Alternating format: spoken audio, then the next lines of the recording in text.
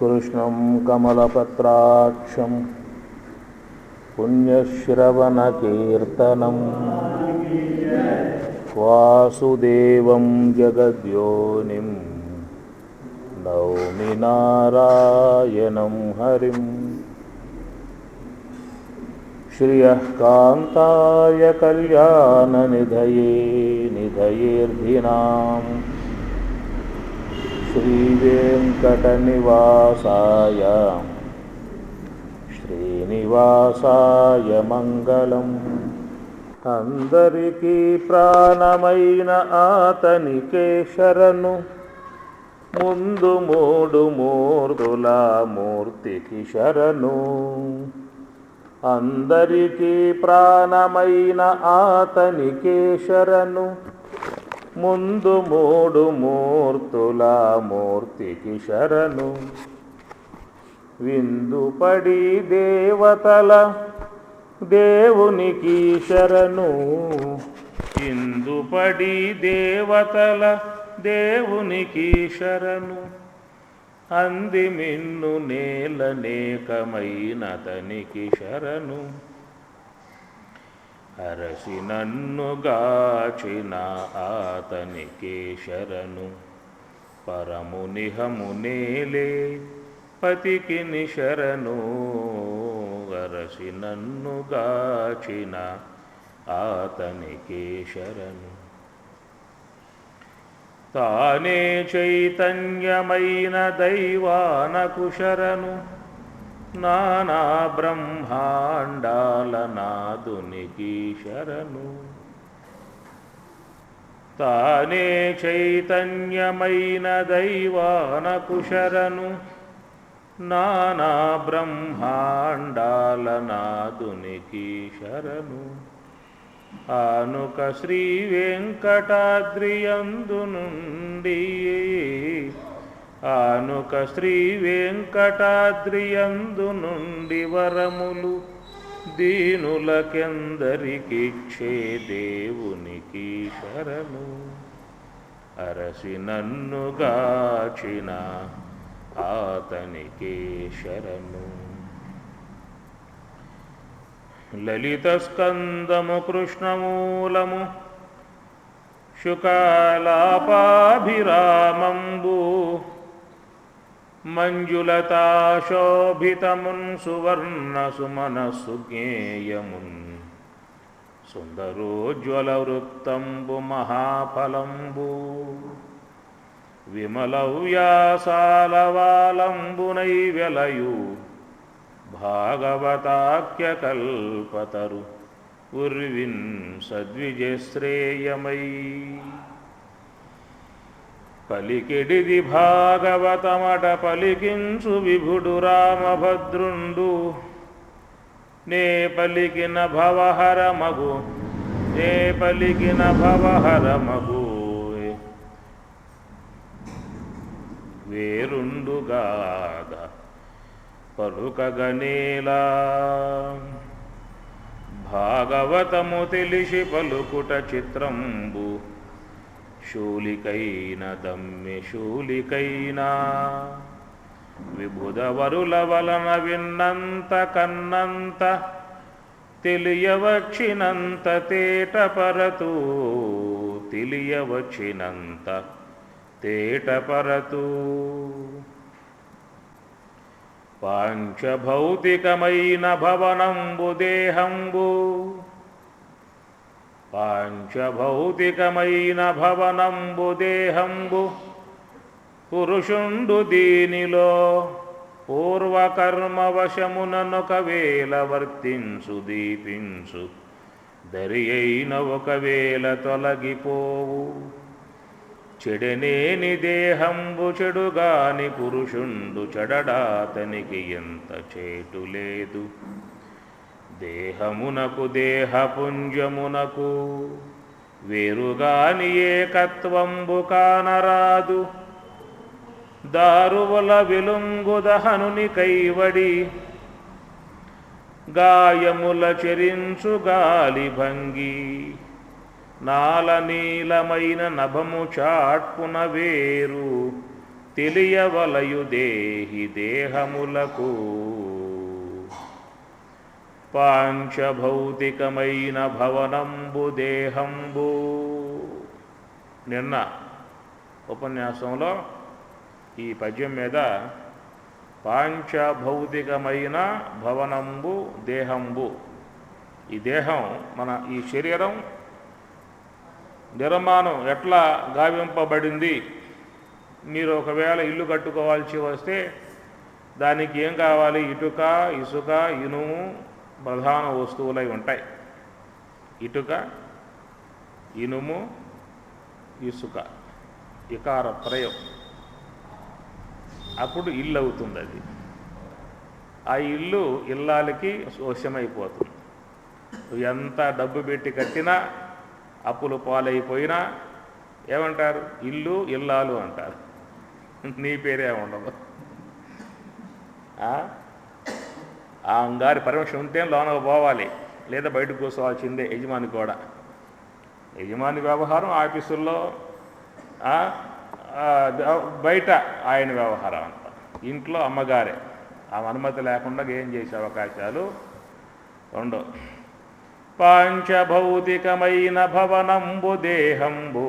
నువ్వు ఎట్లయితే నీ గృహాన్ని ఆ మెటీరియల్, ఆ పదార్థాలతో నిర్మాణం చేసుకున్నావో అట్లా పరమాత్మ కూడా ఈ గృహ నిర్మాణం చేశాడు. ఈ మానవ దేహం అనేటువంటిది ఇది కూడా ఒక గృహం. నవద్వారే పురే దేహే.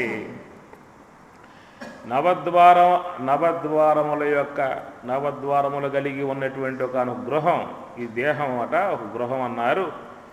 దీనికి ఏమిటయ్యా మెటీరియల్ పదార్థములంటే పంచభూతములు అన్నారు. ఈ విశ్వమంతా పంచభూతాలే, ఇంకా వాటికంటే ఇంకో వస్తువు ఏమీ లేదు. ఆకాశము, వాయువు, అగ్ని, జలము, భూమి, ఇవి పంచభూతాలు అన్నమాట. ఈ పంచభూతముల చేత నానా విధాయకాలుగా విశ్వమంతా ఏర్పడింది కాబట్టి ప్రపంచము అని పిలుస్తూ ఉన్నాం దీన్ని. మనం పంచభూతాలచే నిర్మాణం చేయబడింది కాబట్టి ప్రపంచము అంటాం. అదనమాట.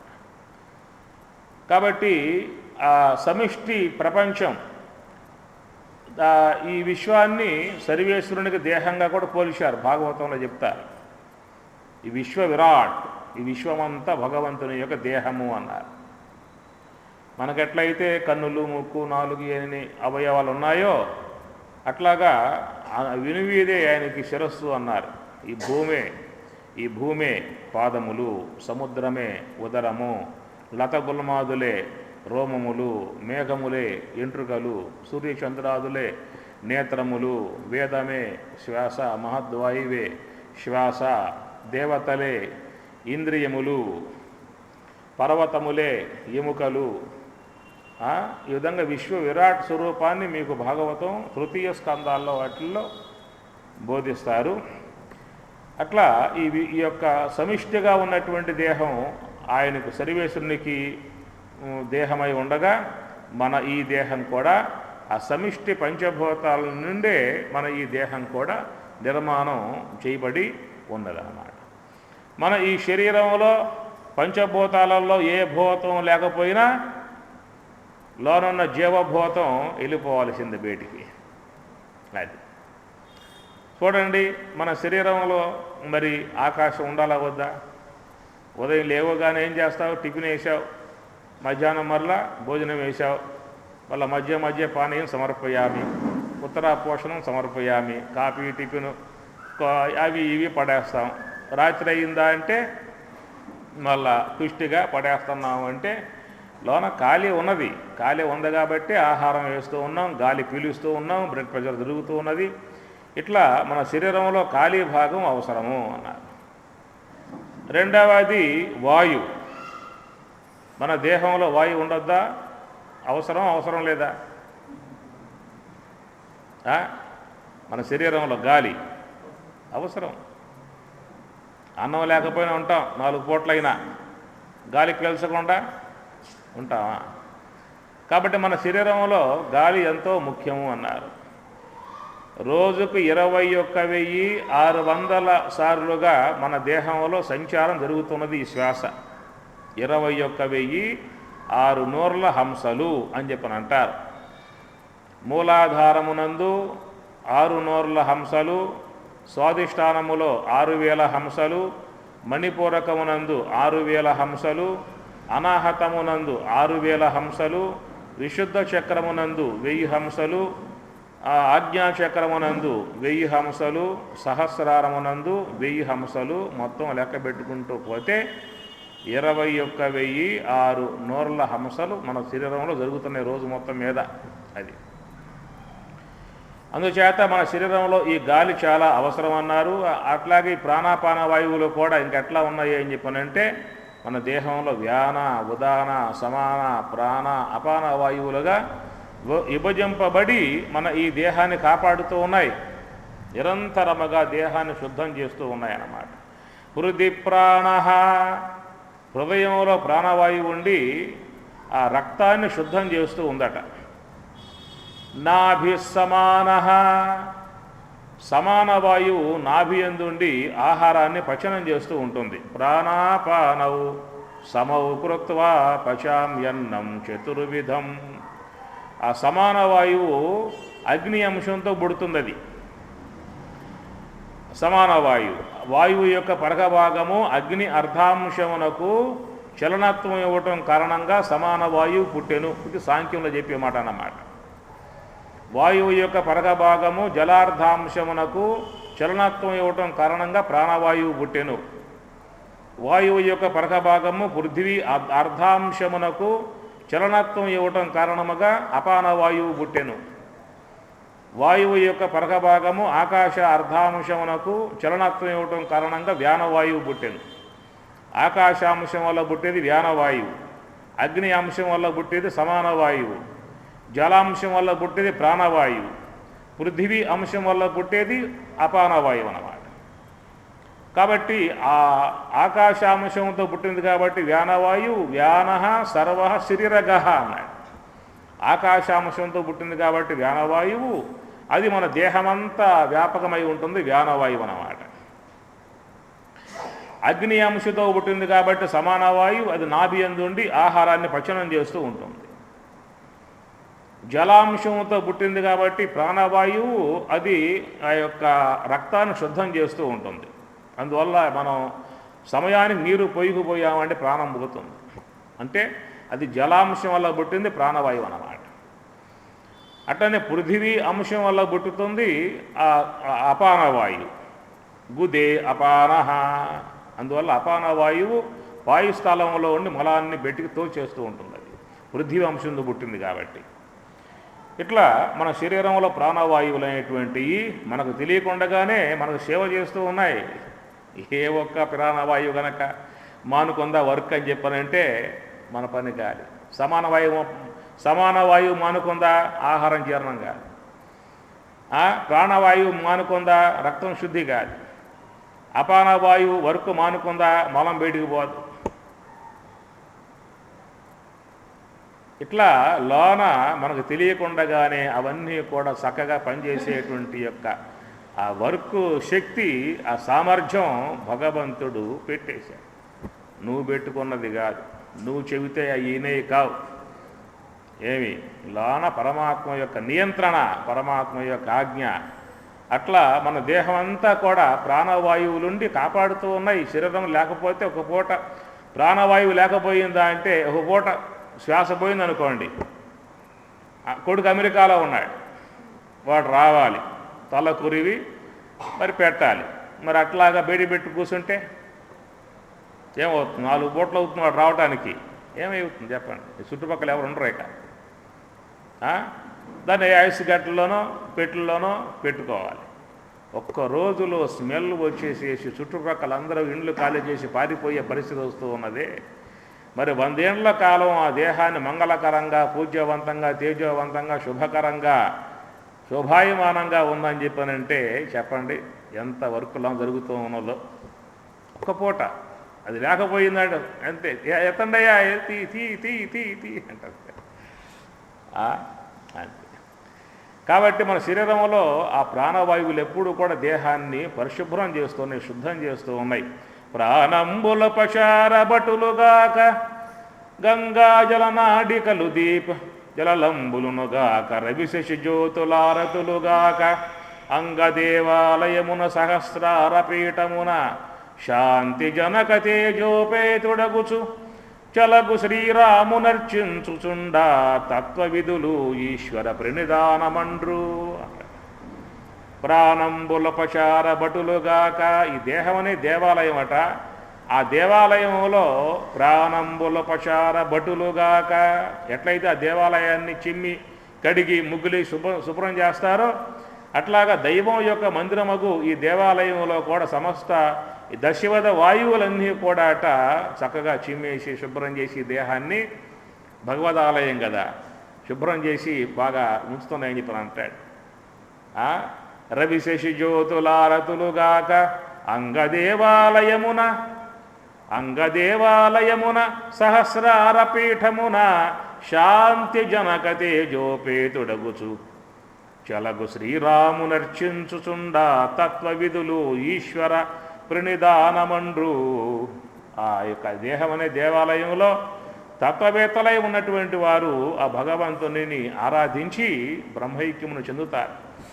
అట్లా ఆ దేవాలయాన్ని శుభ్రం చేసే విధానంగా అట ఈ ప్రాణవాయువులు ఉన్నాయని చెప్పి అన్నారు. పంచవాయువులే కాదు, ఇంకా ఉపవాయువులు ఉన్నాయి. వ్యాన, నాగ, కూర్మ, కురకర, దేవదత్త, ధనంజయ ఉపవాయువులు కూడా ఇంకా మన దేహంలో పనిచేస్తూ ఉన్నాయి. ఎప్పుడన్నా పేర్లన్నా అన్నారు మీరు? కనీసం పేర్లన్నా విన్నారా? మనల్ని ఎంత బ్రహ్మాండంగా కాపాడుతూ ఉన్నాయే, నువ్వు మెలకువతో ఉన్నా, మర్చిపోయినా, నిద్రపోతూ ఉన్నా, నిరంతరంగా నీ దేహాన్ని నువ్వు దాంట్లో ఏం పోస్తూ ఉన్నా నానా చెత్త అంతా దాంట్లో వీధుల్లో ఉంటాయి. ఫాస్ట్ ఫుడ్ అంటారు, దాన్ని బాగా వేయించి పెడతాడు. అలాంటి సహితం కూడా దేహంలో పోస్తూ ఉన్న ఆ దేహం తట్టుకుని నిజంగా నిన్ను ఎట్లా కాపాడాలి వీడిని అనే పరితపనతో కాపాడుతూ ఉన్నాయి. నిజంగా ఈ కాపాడగలిగే శక్తి అడిగి లేదు. మనం వేసేటువంటి ఆహారం దెబ్బకి ఆడకి కొన్ని అవయవాలు దండం పెట్టేస్తున్నాయి. మా వల్ల కాదురా, నీ సావు నువ్వు సావు. లివర్లు పాడైపోవటం వల్ల, కిడ్నీలు పాడైపోవటం వల్ల, రక్తం పాడైపోవటం వల్ల, అన్నవాహికలు పాడైపోవటం వల్ల ఎందువల్ల పోతున్నాయి? ఇతర జీవులకు పోతున్నాయి. ఎట్లాగా? మానవుడికేక. ఎందువల్ల అని చెప్పానంటే ఆహార నియమం లేదు. ఆహార శుద్ధియే జ్ఞానసిద్ధి. మహాత్ముడు మల్లాస్వామి చెప్పారు, ఆహార శుద్ధియే జ్ఞానసిద్ధి అని చెప్పి అన్నాడు. ఆహారం సాత్వికమై ఉంటే ఆరోగ్యము ఉంటుంది, ధ్యానం చేస్తావు, జపం చేస్తావు. లేకపోతే ఏమవుతుంది? ధ్యానంలో కూర్చొని కళ్ళు మూసుకుపోతాయి. అందువల్ల సాత్విక ఆహారం తీసుకోవటం వల్ల మన ఈ శరీరాన్ని మనం చక్కగా కాపాడుకోవటం అవుతుంది. లోన ఉన్న అవయవాలు కూడా మంచిగా బాగా సమర్థనీయంగా పనిచేస్తాయి. శరీరాన్ని 100 ఏళ్ల కాలం కాపాడతాయి. దాన్ని ఎలాంటి యొక్క వ్యాధులు గురి కానివ్వకుండా, వ్యాధులు రానివ్వకుండా నీ దేహాన్ని నిరంతరంగా కాపాడటానికే అవన్నీ కూడా పాటుపడుతూ ఉన్నాయి. మొన్న ఈ మధ్య బెంగళూరు నుండి చెన్నై హార్ట్ పట్టుకొచ్చారు.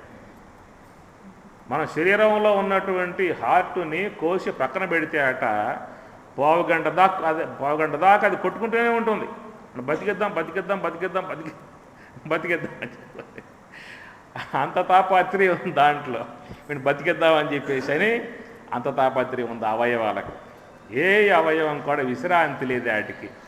రాత్రి తల్లి గర్భంలో ఏనాడు అది వాటి యొక్క క్రియ వాటి ఫంక్షన్ ఆరంభమయ్యిందో కానీ నువ్వు 100 ఏళ్ల కాలం జీవించినా కూడా క్షణకాలం కూడా విశ్రాంతి లేకుండా నిరంతరంగా పనిచేస్తావు. నువ్వు గంట పని చేసావు అనుకో, 2 గంటలు పడుకోవాలి. వాటికి వ్యాన, ఉదాన, సమాన, ప్రాణ, అపాన వాయువులు దేహంలో ఉండి శుభ్రం చేస్తున్నాయి దేహాన్ని. నాగ, కూర్మ, కురకర, దేవదత్త, ధనంజయ ఉపవాయువులు ఇంకా ఉన్నాయి. పైన పరమాత్మ వదిలిపెట్ట దేహాన్ని శుభ్రం చేయాలని చెప్పిన ఉద్దేశంతో ఉపవాయువులను కూడా పెట్టాడు దాంట్లో. చూడండి, మన కంటి మీద ఉన్న రెప్పలు అవి మూసుకుంటూ ఉంటాయి, తెరుచుకుంటూ ఉంటాయి. నువ్వు పెట్టావా డ్యూటీ వాటికి? ఎందువల్ల అంటే ఈ గాలిలో ఉన్నటువంటి ధూళి కణాలు మన కంటి మీద వచ్చి పడుతూ ఉంటాయి. పడటం వల్ల ఏమవుతుందంటే కన్ను దెబ్బతింటుంది. తత్కారణంగా ఏం చేశాడు పరమాత్మ అంటే పైన సన్నటి తంతువులు అంతటి నరాలు పెట్టి ఆ నరాల్లో నుంచి ఆ లాలాజలం ఊరే విధానంగా పెట్టాడు. ఆ లాలాజలం వస్తూ ఉంటే ఈ రెప్ప ఆడుతూ ఉంటే కడిగేస్తూ ఉంటుందన్నమాట. ఇప్పుడు ఆలోచించారా? కన్ను గనక ఆరిపోయిందనుకో రెప్ప తుక్కుపోతుంది. ఒకవేళ కంటిలో ఉత్పత్తి అయ్యేటువంటి యొక్క జలం గనక ఆరిపోయే విధానం అయ్యిందనుకో, ఇక నువ్వు మెడలో చెంబు కట్టుకోవాలి, రెప్పలు పైకెత్తుకుని పోసుకుంటూ ఉండాలి. నువ్వు నీకు ఆ అవస్థ ఉందా? నిజంగా ఆరిపోవడం అనే పరిస్థితి లేదు. వీళ్ళు నోట్లో ఏమన్నా లాలాజలం ఆరి ఎండిపోవచ్చేమో కానీ ఆ కంటిలో మాత్రం ఉన్నది సున్నితముగా ఉన్నటువంటి యొక్క సర్వేంద్రియానాం నయనం ప్రధానం. ఆ నయనాన్ని కాపాడటానికి, నేత్రాన్ని కాపాడటానికి పరమాత్మ ఉన్నదే పైన లాలాజలం ఉత్పత్తి చేస్తూ అది కారుతూ ఉంటుంది.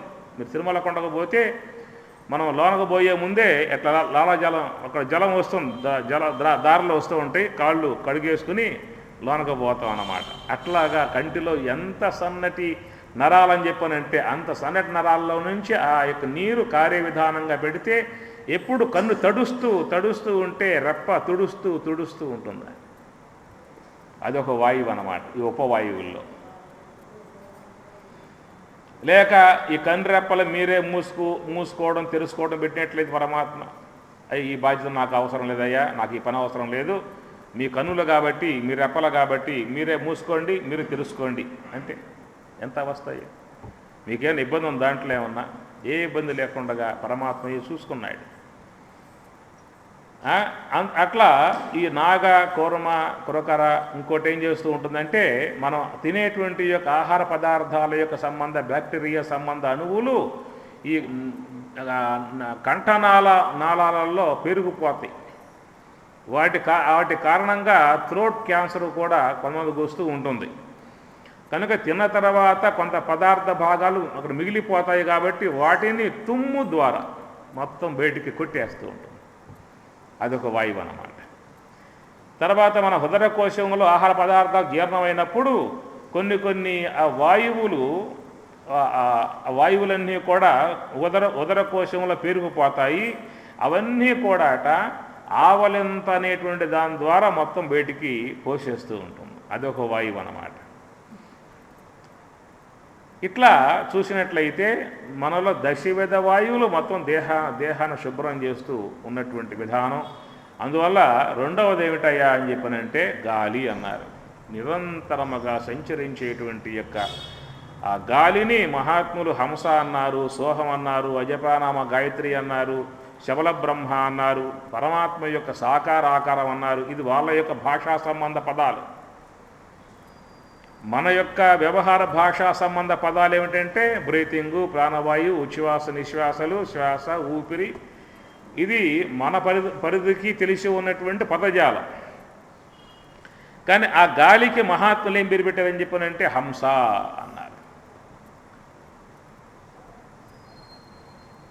పాలు నీరు ఏర్పరచి పాలలో ఓలలాడినదెనొక హంస, పాలు పడిన ఈ పరమహంసమున ఓలి ఉన్నదిదెనొక హంస, తిప్పలు బెట్టుచు తేలినదిదిగో ఉబ్బు నీటిపై ఒక హంస అని తత్వవేత్తలు దీనిని హంస అన్నారు.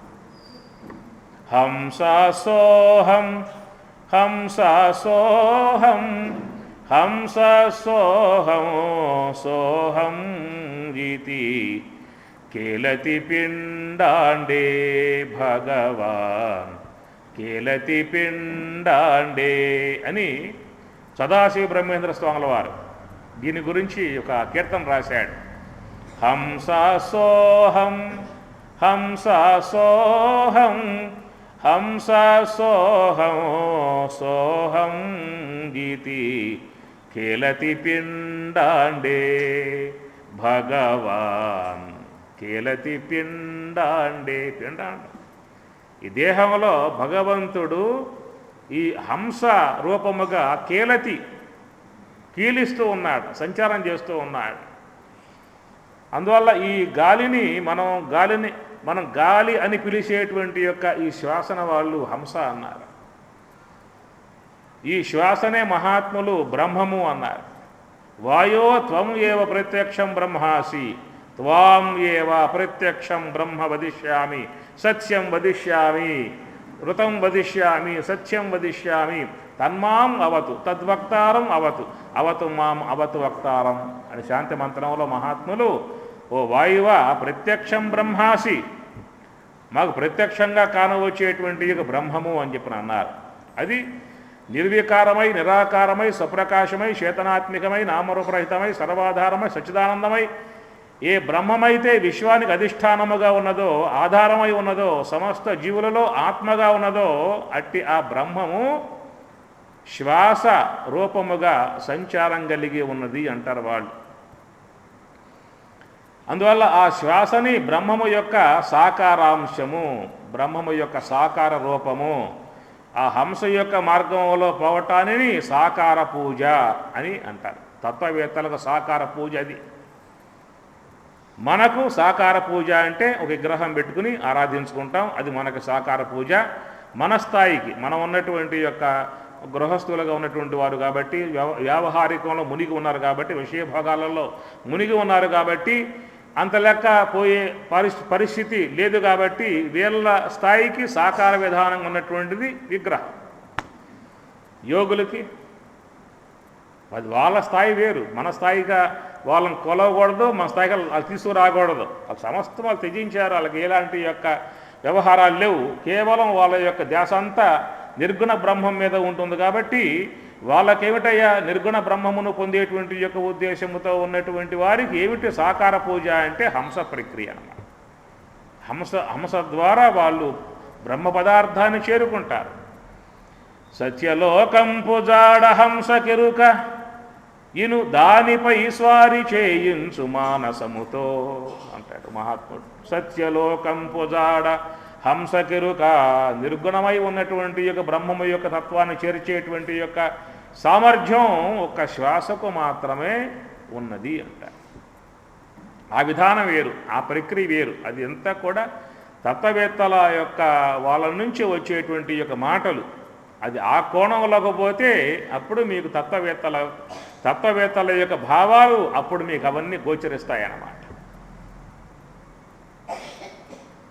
మూడు త్రోవల దిశాకారం మూటి నడుమను శ్రీకారం సూచేదంతయు సాకారం చూపు నిలిపితే నిరాకారం అని బ్రహ్మేంద్ర స్వాముల వారు తన తత్వాల్లో చక్కగా ఆయన రాసుకున్నాడు. మూడు త్రోవల దిశాకారం మూటి నడుమను శ్రీకారం. మూడు త్రోవలు ఉన్నాయి. 1, 2, 3 మూడు త్రోవలు. అనుట వినుట కనుట మూడు త్రోవలు. మూడు త్రోవల దిశాకారం. కాబట్టి వీటి ద్వారా పోయామనుకో ఏం తెలియబడుతుంది? సాకారం. ఈ సాకారాత్మికమై ఉన్నటువంటి యొక్క విశ్వము నీకు గోచరిస్తుంది అన్నాడు. మూడు త్రోవల దిశాకారం మూటి నడుమను శ్రీకారం మూటి నడుమను శ్రీకారం. మూటి నడుమ ఏదో ఉన్నది అన్నాను, ఇది హంస. మహాకారణం అన్నారు, అది హంస యొక్క మార్గం ఆడున్నది. ఆ మూటి నడుమ వాళ్ళుంటారు తత్వవేత్తలు. ఆ మూడింటికి నడుమ హంసతో వాళ్ళు ఉంటారు. మనం ఈ మూడుతోనే సరిపెట్టుకుని ఉన్నాం. అయ్యా మాకు అది వద్దులే, మాకు ఈ మూడు చాలే. అనుట వినుట కనుట. అనుట అంటే మాట్లాడటం, వినుట అంటే వినటం, కనుట అంటే చూస్తాం అన్నమాట. ఇక్కడ అనుట అనేది కాకుండా తినుట పెట్టుకుంటే కొంచెం బాగుంటుంది అనుకుంటాను. అది కొంచెం ప్రీతిగా మనకి. అనుట కంటే తినుట అయితే కొంచెం ఆనందకరంగా ఉంటుంది. కాబట్టి తినుట వినుట కనుట. ఇంకేమిటయ్యా జీవితం మనకే? పొద్దున్న లేచావు అని చెప్పనంటే రమణ భగవానుడు అన్నాడు, రమణ మహర్షి, ఏమిరా మీరంతా కూడా ఈశ్వర సేవకులా ఇంద్రియ సేవకులా అని చెప్పి అడిగాడు. ఎవరు? రమణ భగవానుడు. వారు అద్భుతమైనటువంటి యొక్క ఉపదేశారం ఆ మహాత్ముడు మనకు లోకానికి అందించాడు. అద్భుతంగా ఉండేటువంటి ఒక్క గ్రంథం చాలు. రమణ భగవానులు వారు తపో సంపన్నులు, సాక్షాత్తు పరమశివావతారముగా ఆ తిరుమన్నామలైలో పరమశివుడు ఉన్నాడు అని చెప్పనంటే కదిలే దేవుడుగా ఆ కాలంలో ఆయన సంచరించాడు, దర్శించారు, చాలామంది తరించారు. ఆ విధంగా మరి ఆ పరమశివుడు యొక్క నోటి నుంచి వచ్చేటువంటి యొక్క ఉపదేశ సారం, ఉపదేశమే ఒక సారభూతముగా కర్తురాజ్ఞయా ప్రాప్యతే ఫలం కర్మ కిం పరం కర్మ తజ్జడం కృతిమహో దదౌ పతన కారణం ఫలమశాశ్వతం గతి నిరోధకం ఈశ్వరాజ్ఞయా కర్తురాజ్ఞయా ప్రాప్యతే ఫలం. ఆ మహాత్ముడు చెప్పాడు, ఏమిరా మీరు ఇంద్రియ సేవకులుగా ఉన్నారా, ఈశ్వర సేవకులుగా ఉన్నారా అని చెప్పని అడిగాడు. ఒకవేళ ఆ ప్రశ్నే మనల్ని నేస్తే జవాబు ఏం చెబుతాం? మనల్ని నేస్తే ఆ ప్రశ్న ఏం చెబుతాం ధైర్యంగా? మేమంతా కూడా ఇంద్రియ సేవకులము. ఇప్పుడు పొద్దున్నే లేచాం, లేవగానే చక్కగా త్వగేంద్రియానికి సేవ చేస్తాం. త్వగేంద్రియానికి దేహానికి అన్ని విధాల మరి ఉపచర్యలు చేయాలి. లేవగానే ఆ దేహానికి స్నానం చేయించి పౌడర్ రాసి బొట్లు పెట్టి తల దువ్వి మంచి ఇస్త్రీ బట్టల్లో తొడిగించి ఈ విధంగా మరి ఆ త్వగేంద్రియానికి సేవ బ్రహ్మాండంగా చేస్తాం. ఆ తర్వాత ఏం చేస్తాము అంటే జిహ్వేంద్రియ అమ్మవారికి సేవారంభం చేస్తాం. ఏదో పొరోటానో చపాతో ఇడ్లు ఏదో ఉంటాయి, అమ్మగారు చేస్తారు. రోజు ఒకే ఐటెం చేస్తే అది ఊరుకోదు. నిన్నే చేసింది ఇడ్లీ, ఇప్పుడు పొటాట, ఈ పూట చపాతీ, రకరకాలు చేస్తేనే ఆ దేవత అంగీకరించేది. అట్లాగా అల్పాహారంతో జిహ్వేంద్రియ దేవతని మనం ఆరాధించాం. ఆ తర్వాత నేత్రేంద్రియ దేవత ఆరాధన ఆరంభమవుతుంది. ఎదురుగా టీవీ ఒకటి ఉందిగా, సోఫాలో కూర్చుంటాం, రిమోట్ పట్టుకుంటాం, నొక్కుతూ ఉంటే ఎన్ని ఛానళ్ళు, 150 ఛానళ్ళు దాకా ఉంటున్నాయి. ఇప్పుడు వాడు చూసే ఓపిక ఉండాలే కానీ ఎన్ని ఛానళ్ళు ఉన్నాయి ఇప్పుడు, రకరకాల ఛానళ్ళు. ఆ నొక్కి తిప్పి చూసి మధ్యాహ్నం అయిపోయింది. అలుపు దాకా ఉండదులే, అయిపోయింది, మధ్యాహ్నం అయిపోయింది. అప్పుడు ఈ జిహ్వ దేవత అంటుంది, ఏమిరా నా మొఖాన్ని పొద్దునానంగా అంత ఆహారం పడేసావు, ఏమనుకుంటున్నావు నువ్వు అని చెప్పి అనగానే అప్పటికి అమ్మగారు కూడా వంటశాలల్లో ఆమె యుద్ధం చేస్తుంది అక్కడ ఆయుధాలతో. అయ్యగారికి తృప్తిపరచాలి కాబట్టి రకరకాలుగా మరి కూరని, చారని, పప్పని, పచ్చడని, అదని ఇదని 5 రకాల బ్రహ్మాండంగా మరి తయారు చేసి డైనింగ్ టేబుల్ మీద ఏర్పాటు చేస్తే అప్పుడు అయ్యగారు పోయి కూర్చుని ఆ దేవతా మూర్తికి షోడశోపచార పూజ అమ్మవారికి ఆరంభం చేస్తాయి. ఏదో కూర పెడతా ఊరుకుంటుందా? అప్పడం ఉండాలి, వడియాలు ఉండాలి, కాస్త పచ్చడి ఉండాలి, కదా నందుకోవడానికి ఏదైనా ఉండాలి, ఇతర కూర ఇవన్నీ ఉంటేనే కొంచెం దానికి ఆ అమ్మవారికి తృప్తికరంగా ఆస్వాదిస్తుందన్నమాట. దేవత అమ్మవారు దేవత. పూజ పూర్తయింది. ఆ తర్వాత మరి భుక్తాయాసంతో త్వగేంద్రియానికి సేవ చేయటం ఆరంభం చేస్తాం. కొంచెం విశ్రాంతి కావాలి, త్వగేంద్రియానికి విశ్రమించాలి కాబట్టి సాపేసి పడుకోమంటే ఊరుకోదు. ఏం బుద్ధి ఉందా లేదా, సాపేసి పడుకోమంటావు, పొరిపోయి దిండి ఫ్యాన్ అయ్యి ఇవన్నీ చేస్తేనే అప్పుడు ఆ త్వగేంద్రియ దేవత అనుగ్రహిస్తుంది, పడుకుంటుంది. ఆ తర్వాత లేచామనుకోండి, అప్పుడు మళ్ళా శ్రోత్రేంద్రియ దేవత ఉంటుంది. ఏమిరా చూస్తున్న పొద్దున్నుంచి త్వగేంద్రియ సేవ అంటావు, జిహ్వేంద్రియ సేవ అంటావు, నా పరిస్థితి ఏమిటని చెప్పానంటే అప్పుడు వీధిలో పోయి కూర్చుంటాం అరుగుల మీద. ఎవరో పోయే వాళ్ళు తగులుతారు, పిలుస్తాం, కూర్చోబెడతాం, లోక విచారం గురించి ఆరంభం చేస్తాం. ఎట్లా ఉంది రాజ్యాంగం అంతా, ఈ విధంగా ముఖ్యమంత్రులు ఉన్నారు, ఈ విధంగా చేస్తూ ఉన్నారు, ఇట్లాగా లోక వ్యవహారం అంతా మాట్లాడుకుంటూ పోతే 2 గంటల సేపు శ్రోత్రేంద్రియానికి సేవ అయిపోతుంది. ఇక రాత్రి కాగానే మళ్ళీ ఏంటంటే జిహ్వేంద్రియ సేవ అన్నమాట. ఆ తర్వాత త్వగేంద్రియ సేవ. ఇట్లా చూస్తే మనం ఉదయం లేచిన కాడి నుంచి పడుకోబోయేదాకా, పుట్టిన కాడి నుంచి చనిపోయేదాకా మనం చేసే సేవ ఏమిటని చెప్పనంటే ఇంద్రియ సేవ. కాసేపు ఈశ్వరుని ధ్యానం చేయరా అని చెప్పనంటే ఏడయ్యా ఖాళీ చేయమంటావు, పోట్లాడుకొస్తారు. నీకేం పని పాటు నీకు లేదు, నువ్వు బ్రహ్మచారి, నీకేం పనులు ఉన్నాయి, మాకెందుకు పనులు, కాబట్టి మాకు అవకాశాలు లేవు, లాస్ట్లో చూసుకుంటాం కావాలంటే.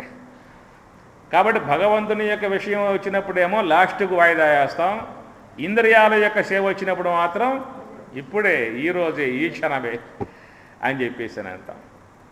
ఈ విధంగా మరి ఇంద్రియములు అనబడేటువంటి యొక్క వాటితో మన జీవితం అంతా కూడా అరింపబడుతుంది. కాబట్టి 3 త్రోవల దిశాకారం మూటి నడుమను శ్రీకారం, ఇది శ్రీకారం, శుద్ధ సాత్విక బ్రహ్మాకార వృత్తి ఉండేటువంటి యొక్క మార్గం హంస మార్గము అన్నారు. దాన్నే సోహం భావ ధ్యాన మార్గము అన్నారు.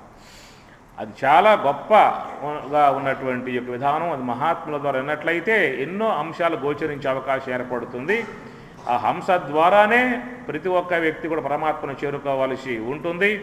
ఎందుకని చెప్పనంటే ఇంద్రియాలకు విషయాలకు సంబంధం ఉంటుంది, హంసకు పరమాత్మకు సంబంధం ఉంటుంది.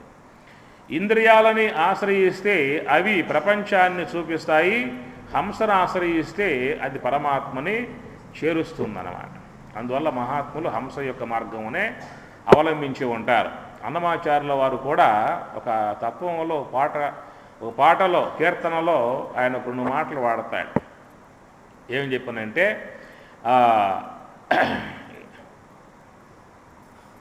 అది అద్భుతమైనటువంటి యొక్క ఆ ఉయ్యాల పాటలో ఆయన వినిపిస్తాడన్నమాట. పలుమారు ఉచ్ఛ్వాస పవనమందుండని భావంబు తెలిపినే ఉయ్యాల. అది అమ్మగారు జ్ఞాపకం వచ్చేసేసిన తప్ప. అలర చంచలమైన ఆత్మలందుండని వలవాటు చేసెనే ఉయ్యాల. పలుమారు ఉచ్ఛ్వాస పవనమందుండ నీ భావంబు తెలిపినే ఉయ్యాల ఉయ్యాల. పలుమారు ఉచ్ఛ్వాస పవనమందుండ నీ భావంబు తెలిపినే, నీ ఉనికి, నువ్వు ఉన్నటువంటి పరమధామం ఉన్నదే సత్యస్వరూపం, దాని యొక్క ఉనికి నాకు తెలియబడింది ఉచ్ఛ్వాస వెంబటే ఉండటం కారణంగా అని చెప్పేసి అని ఆయన తన కీర్తనల్లో రచిస్తాడు. కాబట్టి ఈ శ్వాసను, ఈ గాలి మన దృష్టిలో, అది మహాత్ముల దృష్టిలో హంస, అది సోహం, అజపానామ, గాయత్రి, శబల బ్రహ్మము, సాకార బ్రహ్మం. అది లేకపోతే లోకమే లేదు.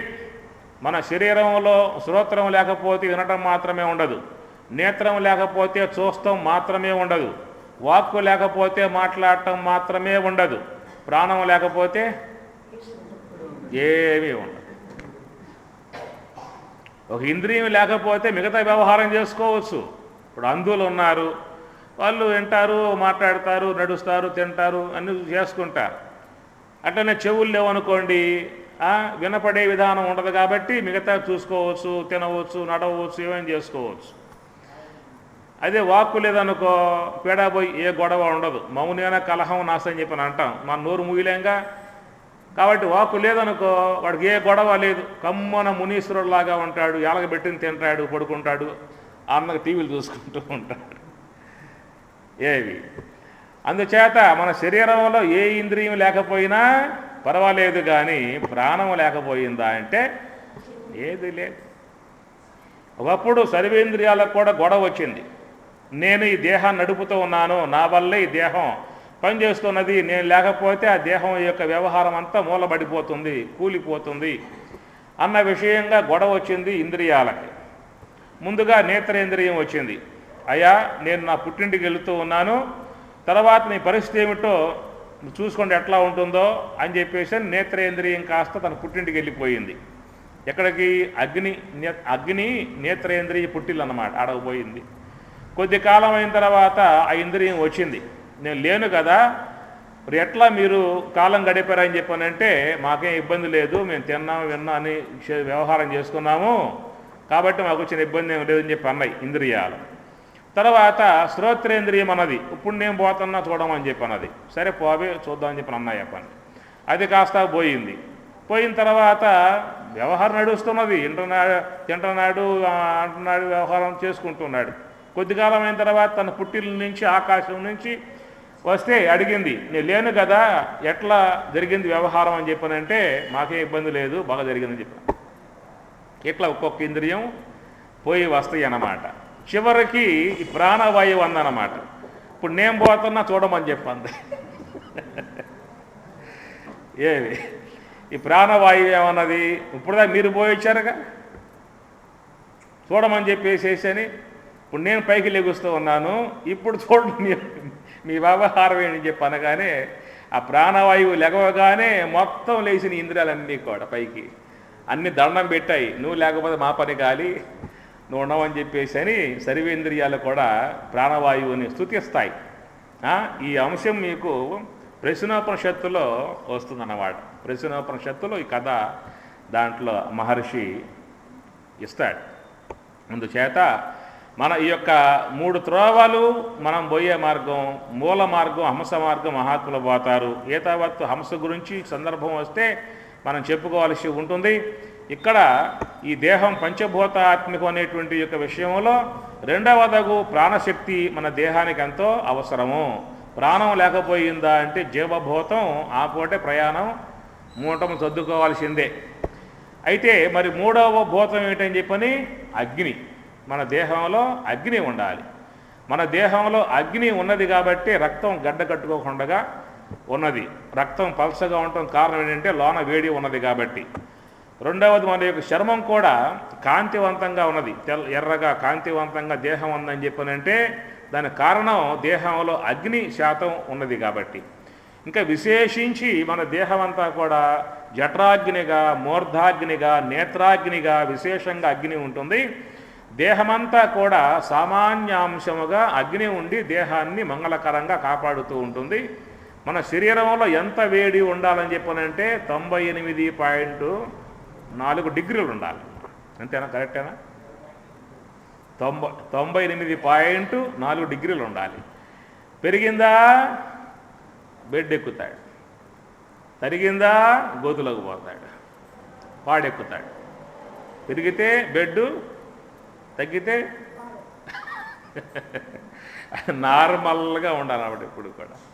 నిజంగా అది ఎంత అద్భుతమైనటువంటి యొక్క ప్రక్రియ మన దేహంలో జరుగుతూ ఉన్నది, కాపాడబడుతూ ఉందన్నమాట. కాబట్టి మూడవదగు అగ్ని మన దేహంలో ఉండాలని చెప్పి అన్నారు. తర్వాత 4వదగు జలం. మన దేహంలో జలం అవసరము. నీరు పోయిపోయామా మన ప్రాణం కాస్త వెళ్ళిపోతుంది కాబట్టి మన దేహంలో నీటి యొక్క శాతం ఉండాలన్నారు. అది యోగ ప్రక్రియ వాళ్ళు చెప్పే మాట ఏంటంటే ఉదయం లెగవగానే కనీసం 1.5 లీటర్ నీళ్లు తాగమంటారు. ఎందుకంటే మన దేహం శుద్ధం కావాలి కాబట్టి. ఆ విధంగా తీసుకోవటం వల్ల మూత్రపిండాలు బాగా అయ్యే అవకాశం ఉంటుంది. ఎప్పుడైతే వాటర్ పొద్దున్న లెగవని తాగామో 3-4 సార్లు బయటికి పోతాడు కాబట్టి ఆ లోన మిగిలిపోయి ఉన్నటువంటి యొక్క బ్యాక్టీరియా సంబంధ మూత్ర కణాలన్నీ కూడా బయటికి వెళ్ళిపోయి మా యొక్క మూత్రపిండాలని శుద్ధి చేసుకోవటం అవుతుందని చెప్పేసి ప్రాణాయామం చేయటం వల్ల అగ్ని శుద్ధిగా చెప్పుకొస్తారు, వాయు శుద్ధిగా చెప్పుకొస్తారు. అట్లా నీరు బాగా తీసుకోవటం చేత మన యొక్క దేహంలో ఉన్నటువంటి యొక్క చెడంతా కూడా బయటికి పోతుంది. ఉదయం పూట మీకేమైనా అపక్వాహారం కూడా తింటే కూడా చాలా ఆరోగ్యకరంగా మంచిది. మొలకెత్తిన గింజలు కానీ, పచ్చి కూరగాయలు కానీ, లేకపోతే ఇంకా ఫ్రూట్స్ కానీ తినమని చెప్పని అంటారు. ఎందువల్ల అని చెప్పనంటే మన శరీరంలోకి ప్రకృతి యొక్క సంబంధ రసాలు లోనకపోవాలి. మనం మన దేహానికి రుచులు పెడుతూ ఉన్నామా, రసాలు ఇస్తూ ఉన్నామా? రుచులు. ఈ రోగాలు వచ్చేది రుచుల వల్లే. రసాలు పరమాత్మ ఇచ్చాడు, రుచులు ఈ మానవుడు ఇచ్చాడు. కాబట్టి మానవుడి యొక్క తయారీ అది అనారోగ్య హేతువు. పరమేశ్వరుని యొక్క తయారీయగు షడ్రసాలు దేహానికి ఆరోగ్యం అన్నమాట. షడ్రసాలు అంటే ఏమిటి చెప్పండి పేర్లు అంటే? తీపి, పులుపు, ఉప్పు, కారము, వగరు, చేదు, అదనమాట. అంతేనా? షడ్రసాలు తీపి, పులుపు, ఉప్పు, కారము, వగరు, చేదు అన్నమాట. మనం మన జీవితంలో ఏం చేశాము అని చెప్పనంటే, తీపి ఆయన రాజుగారు, మన జీవితానికి ఆయన ప్రభు అన్నమాట. కిరీటం పెట్టాం, సింహాసనం మీద కూర్చోబెట్టి ఆయనకి ప్రథమ స్థానాన్ని ఇచ్చేసాం. తీపి అయిపోయింది కదా. తర్వాత పులుపు, ఉప్పు, కారం, ఇవి మంత్రులు అన్నమాట. వాళ్ళు ఎప్పుడు పక్కన, మంత్రి గారులు ఎప్పుడు కూడా రాజు పక్కనే ఉంటారన్నమాట. చివరిలో చేదు, వగరు ఉందగా, గేటు కీపర్లు అక్కడ ఉంటారు. గేటు కీపర్లు వాకిట్లో, వాళ్ళ లోపలికి రావడానికి వీలు లేదు. చేతి తింటామా, వగరు తింటామా? లేదు. పో, నువ్వు ఇక్కడ కాదు, నువ్వు ఉండాల్సింది, బయటికి పో. గేటు కీపర్లు అక్కడ ఉన్నామని చెప్పి. ఎప్పుడైతే మనం ఆరోగ్యం కలగజేసేటువంటి యొక్క వగరు, చేదు బయటికి పెట్టామో, రాజ్యం ఏలుకున్నాయి కొద్ది కాలం పాటు. ఆ తర్వాత ఏమైంది అంటే షుగర్ వచ్చేసేసింది దేహానికి. షుగర్ యాడ్ అయింది ఇది. ఈనాడు డాక్టర్ దగ్గరికి పోతే డాక్టర్ అడుగుతూ ఉన్నాడు, నీకు 2 ఉన్నాయా అని చెప్పి అడుగుతున్నాడు. ఏమిటా 2? బీపీ, షుగర్ ఈనాడు కామన్ అయిపోయాయి. ఏమన్నా నీకు లేవా 2? ఇది ఒక ఆశ్చర్యం అన్నమాట. ఇప్పుడు ఒకవేళ లేవా అని చెప్పానంటే నీకు లేవా, అదొక ఆశ్చర్యం. కామన్ అయిపోయింది కాబట్టి ఎప్పుడైతే షుగర్ వచ్చేసేసిందో రాజుగారిని సింహాసనం దించేశాం కిందకి. అయ్యను దిగాల్సిన కింద సింహాసనం నుంచి. ఏం తింటానికి వీల్లేదుగా షుగర్ వచ్చిన తర్వాత. పండ్లు చూద్దామా, షుగరే. ఏవి చూద్దాం, అన్నం తిందామా, షుగరే. అయిపోయింది. ఆ తర్వాత బీపీ వచ్చిందనుకోండి, అప్పుడేమైంది, పులుపు, ఉప్పు, కారం 3 పోయాయి. ఈ బీపీ రావటం వల్ల ఉప్పు తినడానికి వీలు లేదు, కారం తినడానికి వీలు లేదు. షుగర్ ఉండటం వల్ల తీపి తినడానికి వీలు లేదు. అప్పుడేం చేసామని చెప్పనంటే గేటు కీపర్లు పెట్టి ఉన్నారు. అయ్యా మీరు లోపల రండి, మీరు ఉన్నది మీరు బయటకు పోండి. ఈ రాజుగారిని, మంత్రులనేమో బయట కూర్చోబెట్టాము. బయట ఉన్నటువంటి గేటు కీపర్లుగా ఉన్నటువంటి వాళ్ళనేమో తీసుకొచ్చి సింహాసనం ఎక్కించి మీరే రాజులు, మీరే ప్రభువులు అని చెప్పేసి అని. ఈ చేదు దేంట్లో ఉన్నది? మెంతుల్లో ఉన్నదా, యాపాకులో ఉన్నదా, యాప బెర్రుల్లో ఉందా, యాప నూనెలో ఉన్నదా ఎత్తుక్కోవటం తినటానికి.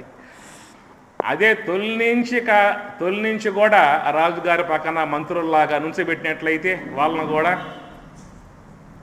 నేను అర్థమైందా? మనం తీసుకునే పదార్థాలతో పాటు వగరు కూడా తీసుకోవాలి, చేదు కూడా తీసుకున్నట్లయితే ఈ దేహాన్ని ఆరోగ్యవంతంగా చేస్తాయి. మన కరక్కాయలో వగరు ఉన్నది. రోజు లెగవగానే మీరు కాస్త లేత యాపాకు ఉంటుందిగా, నవలండి, ఒక్క పొన్ను ఊడదు. ఎప్పుడైనా మీకు దంతం నొప్పి చేస్తే, అది కనుక పోటు ఏర్పడితే ఆసుపత్రికి పోమాకండి. ఎందుకంటే వాళ్ళు రెడీగా ఉంటారు పీకటానికి. పీకితే డబ్బు ఎక్కువ వస్తాయి అన్నమాట. అది పీకే అవకాశం లేకపోయినా పీకాలంటాడు. ఎందువల్ల? చదువుకుందే పీకటానికి.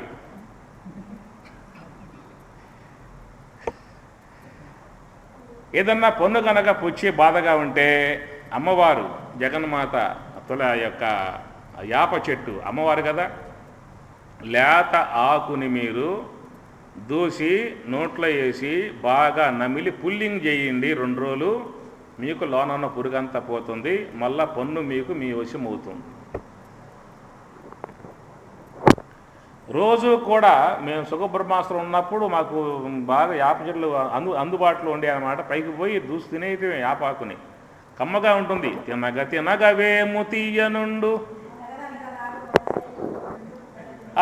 అనగరాగం అతిశయిల్లుచునుండు తినగవేము తీయనుండు సాధనంబున పనులు సమకూరు ధరలోన. యాపాకు చాలా తీయగా ఉంటుంది. అది అలవాటైతే ఎంతో కమ్మగా ఉంటుంది. లేతాకు కమ్మగా ఉంటుంది. తర్వాత మన యొక్క ఉదరకోశములో ఉన్నటువంటి యొక్క సూక్ష్మ క్రిమంతా కూడా చనిపోతుంది, ఆరోగ్యాన్ని కలగజేస్తుంది, రక్తశుద్ధి ఏర్పడుతుంది, మన పనులన్నీ కూడా ఓడిపోకుండా దంతములను కాపాడుతుంది. ఇవన్నీ వాటిల్లో ఉన్నాయన్నమాట. ఆ పని ఈసారి మీకు పన్ను నొప్పి వస్తే మాత్రం ఈ పని చేయండి, మీరు తగ్గిపోతుంది. రెండవది కరక్కాయ కూడా రాత్రిపూట నానబెట్టి రావి చెంబులో నానబెట్టి పొద్దున్నే ఆ వాటర్ తాగినట్లయితే ఆ కరక్కాయ యొక్క జలం అనేది మన దేహానికి ఎంతో ఆరోగ్యాన్ని ఇచ్చేటువంటిదిగా ఉంటాయన్నమాట. మనం ఈ తీపికి వగరకి పులుపుకి కారాలకు అలవడబడిపోయావే కానీ అవి తీసుకోవటం లేదు. అవి మనకి ఆరోగ్యాన్ని ఇచ్చేటువంటివి రసాలు ముఖ్యంగా దేహంలోకి పోగలిగితే మన దేహం ఆరోగ్యవంతంగా ఉంటుంది. రుచులు ఆరోగ్యాన్ని ఇవ్వవు, రుచులు అనారోగ్యాన్ని ఇస్తాయి. రసాలు ఆరోగ్యాన్ని ఇస్తాయి. రసాలు పరమాత్మ యొక్క ప్రసాదము, రుచులు మానవుని యొక్క తయారీ. ఇవి అనారోగ్య హేతువులు అని చెప్పి అన్నారు. కాబట్టి పొద్దున్న లెగవగానే నీరు బాగా త్రాగండి, ఆరోగ్యం కాపాడుకోండి. మన దేహంలో నీరు అవసరమై ఉన్నది. 5వ భూతం పృథివీ అంశం. 5వ భూతం పాంచభౌతికమైన భవనంబు దేహంబు. ఈ దేహం ఎలాంటిది అంటే పంచభూతాత్మిక భవనము. దీంట్లో ఆకాశము ఉన్నది. మనం పీల్చే గాలి శుద్ధమై ఉండాలి, మనం తీసుకునేటువంటి యొక్క ఆహారం శుద్ధమై ఉండాలి, మనం తాగేటువంటి యొక్క నీరు శుద్ధమై ఉండాలి. అప్పుడే ఈ దేహం కూడా ఆరోగ్యవంతంగా ఉండే అవకాశం ఏర్పడుతుంది. కాబట్టి ఆహార పానీయాలన్నింటినీ మనం దేహంలోకి పంపేటప్పుడు శుభ్రంగా ఉన్నాయా లేవా, శుచిగా ఉన్నాయా లేవా, సాత్వికంగా ఉన్నాయా లేవా. స్వామి చెప్పారు, సుఖబ్రహ్మాశ్రమం స్వామి, న్యాయార్జిత ఆహారమై ఉండాలి, తర్వాత సాత్వికాహారమై ఉండాలి, దైవార్పిత ఆహారమై ఉండాలి, మితాహారమై ఉండాలి, సాత్వికాహారమై ఉండాలి అని చెప్పని స్వామి చెప్తారు. సరే, ఇక న్యాయార్జిత ఆహారమా దైవార్పిత ఆహారం అనేది కొంచెం పక్కన పెట్టినా ఏమి అంత లేకపోతే మళ్ళా కుదిరే వ్యవహారం కాదు. కాబట్టి సాత్విక ఆహారం అవునా కాదా అని చూస్తే కొంతవరకు చాలు. ఆయుస్సత్వ బలారోగ్య సుఖ ప్రీతి వివర్ధనా రస్యా స్నిగ్ధా స్థిరా హృదయా ఆహార సాత్విక ప్రియా అని పరమాత్మ గీతలో బోధిస్తాడు. అందుచేత మన శరీరంలోకి పోయేటువంటి యొక్క ఆహారం ఏమవుతుందంటే మనం తినేటువంటి యొక్క ఆహారం గుణాత్మకమై ఉంటుంది. ఈ విశ్వంలో గుణాత్మకంగా లేకుండా ఏ యొక్క వస్తువు లేదు అసలు. అన్నీ కూడా గుణాత్మకములే. సాత్విక కాలం, రాజసిక కాలం, తామసిక కాలం. మనం చెప్పే మీకు ఉదయం 4 గంటల నుండి 8 దాకా సాత్విక కాలం. ఉదయం 4 నుంచి 8 దాకా ఎట్లా ఉంటుంది వాతావరణం? చల్లగా ఉంటుంది, ప్రశాంతంగా ఉంటుంది, నిర్మలంగా ఉంటుంది. మరి ఆలయాలలో అభిషేకాలు, ఆశ్రమాలలో ప్రార్థనలు, మహాత్ములు ధ్యానము, జపము ఇవన్నీ కూడా జరుగుతుంటాయి. కాబట్టి ఉదయం పూట సాత్విక కాలం అన్నారు. 8 దాటిందనుకో ఈ బండ్లు వేగాన్ని పుంజుకుంటాయి. రజోగుణ కాలం. ఎవరు స్థిమితంగా ఉండరేక. వ్యవసాయస్తుడు వ్యవసాయానికి, వ్యాపారస్తుడు వ్యాపారానికి, ఉద్యోగస్తుడు ఆఫీసులకి పరుగులు తీయటమే. హైదరాబాద్లో చూస్తే ఎలాడతా పోతూ ఉంటారు కార్లు, బస్సులు పట్టుకుని. నేను ఎక్కలేను, అక్కడ మీరు ఎక్కలేరు. మధ్యాహ్నం దాటాలి మనం అక్కడ బస్సులు ఎక్కాలంటే. ఈ విధంగా 8 దాటిందనుకోండి రజోగుణ కాలం అన్నారు. మళ్ళీ సాయంత్రం 4 నుండి 8 దాకా సాత్విక కాలం. 8 నుంచి ఉదయం 4 దాకా తామసిక కాలం అన్నమాట. సాత్విక కాలం, రజోగుణ కాలం, తమోగుణ కాలం ఇట్లా ఉంటాయి. అట్లనే సాత్విక దేవత, రజోగుణ దేవత, తమోగుణ దేవతలు ఇట్లా ఉంటారు. మళ్ళీ సాత్విక దేవతలు అంటే మీ ఇంట్లో లక్ష్మీ అమ్మవారు ఉంటుంది, నారాయణ స్వామి ఉంటారు, అట్లనే మరి సరస్వతి ఉంటుంది, కృష్ణుడు ఉంటాడు, ఆంజనేయ స్వామి ఉంటారు. పూజ చేసుకుంటూ ఉంటారు. వాళ్ళని పూజ చేసుకోవడం పెద్ద సమస్య ఏం కాదు. ఏదో నైవేద్యమో పండో ఫలము పెట్టుకుంటే సరిపోతుందన్నమాట. ఇక ఇంకో ఉన్నారు రజోగుణ దేవతలు. గంగానమ్మ, పోలేరమ్మ, నౌకలమ్మ, పోతరాజు ఉంటారన్నమాట గ్రామ దేవతలుగా. ఆడకపోతూ నువ్వు పండో పొలం పట్టుకుపోతే ఆమె ఊరుకోదు. ఎవరికి బుద్ధి ఉందా లేదా, కోడి లేదా, యాట లేదా, పోతే తీసుకురా అని చెప్పి అంటున్నాను. ఏమి అవన్నీ కూడా అక్కడ రజోగుణ సంబంధ వ్యవహారంగా జాతరలు వస్తే ఎంత మరి భయంకరంగా అనేక జీవులు తెగిపడుతూ ఉంటాయో. మరి ఇక్కడ ఇది చెబుతారు సమ్మక్క సారక్క కూడా మరి వచ్చిందంటే చూసుకో ఆ పూట. నేను ఎప్పుడు పోలేదులేండి, టీవీ చూశాను. ఎన్ని జీవుల్ని ఆ విధంగా మరి కోసేయటం జరుగుతుందో. పరమాత్మ ఏ ప్రాణిని కూడా బలియమని చెప్పిన కోరిందేమి లేదు. మన జిహ్వ దేవత ఇష్టపడింది కాబట్టి అది కోడో ఏటో ఇస్తాం, కానీ ఇంకితర జీవులు మనయో ఎందుకు ఈ దేవత ఒప్పుకోగలకు. ముఖ్యంగా ఒకవేళ ఆ దేవత కనుక ప్రత్యక్షమయ్యి ఏమిరా అందరూ నాకు ఏటా కోడే పట్టుకొస్తూ ఉన్నారు, నాకు పులిని తినే ఉద్దేశం ఉన్నది, పులి పట్టుకురారా అని చెప్పినట్టే నాకు ఎంతో ఎవరు ఇవ్వలేదు ఆ విధంగా పులి అనేటువంటి యొక్క జీవుని పట్టుకురా అని చెప్పానంటే ఏం చేస్తారు? అమ్మ నా వల్ల కాదు, ఆడకపోతే ఆ దేవత మింగేస్తుంది. సరే, అవన్నీ కూడా రజోగుణ సంబంధ దేవతలు. తామసిక సంబంధ దేవతలు అని చెప్పానంటే భూత ప్రేత గణములు. యక్షరక్షాంసి రాజసాః భూతాన్ ప్రేత గణాంశాన్యే జయంతే తామసా జనాః. చెప్పలా గీతల పరమాత్మ. యక్షరక్షాంసి రాజసాః భూతాన్ ప్రేత గణాంశాన్యే యజంతే తామసా జనాః. యజంతే పూజ చేస్తారంట వాళ్ళకి, అలాంటి గణాలకి. అలాంటి ఆ పూజట రాత్రులు అర్ధరాత్రి పూట అశుద్ధాన్ని తినేవాళ్ళు రాత్రుల పూట హోం హీరం శ్మశానాలకు పోతారనమాట. అదంతా పెద్ద గందరగోళంగా ఉండేటువంటి వ్యవహారం. సరే, లోకములన్నీ కూడా గుణాత్మకములై ఉంటాయి. అట్లనే ఆహారాలు కూడా సాత్విక ఆహారము, రజోగుణ ఆహారము, తమోగుణ ఆహారాలు ఉంటాయి. సాత్విక ఆహారం పెట్టినట్లయితే మన దేహములో ఆరోగ్యం ఉంటుంది, మనస్సులో ప్రశాంతత ఉంటుంది, ధ్యానం బాగా చేసే అవకాశం ఏర్పడుతుంది.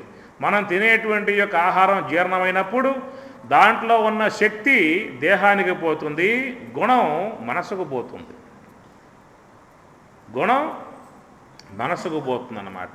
అందువల్ల ముఖ్యంగా పారమార్థికంగా పయనించేటువంటి వాళ్ళు, ధ్యానం చేసేటువంటి వాళ్ళు సాత్విక ఆహారం తీసుకున్నట్లయితే ధ్యానం బాగా చేసే అవకాశం ఏర్పడుతుంది. ఈ రజోగుణాత్మిక తమోగుణాత్మిక ఆహారాలు పెట్టామనుకో మనసు అనేటువంటి వస్తువు కూడా తామసిక గుణంతో ఉండిపోతుంది. కాబట్టి మనం ఆ యొక్క ఆధ్యాత్మికం చీలించే అవకాశము ఉండదు. అందువల్ల పృథ్వీ సంబంధమై ఉన్నటువంటిది ఆహారం కనుక ఇది దేహం పంచభూతాత్మిక భవనము, ఆకాశము, వాయువు, అగ్ని, జలము, పృథివీ. పంచభూతాలలో ఏ భూతం లేకపోయినా జీవుడు దండం పెట్టేస్తాడు, వస్తానా బయలుదేరటమే. మన శరీరములో పాదాల నుండి ఊరువుల దాకా పృథివీ భాగం, ఊరువుల నుండి నాభి దాకా జలభాగం, నాభి నుండి వక్షస్థలం దాకా అగ్ని భాగం, వక్షస్థలం నుండి కంఠం దాకా వాయుభాగం, కంఠం నుండి పై భాగం అంతా ఆకాశ భాగం. ఇదొక విచారణ వల్ల ఎట్లయితే ఈ యొక్క ధర భూమి విశ్వాన్ని ధరించి భరించి వ్యవహరింపజేయిస్తూ ఉన్నదో అట్లా మన యొక్క ఈ దేహం ఎంత ఉన్నప్పటికీ కూడా ఆ దేహాన్ని ధరించి భరించి వ్యవహరింపజేసేటువంటి యొక్క విధానం పాదములు. కాబట్టి పాదాల నుంచి ఊరువుల దాకా పృథ్వీ భాగం అన్నారు.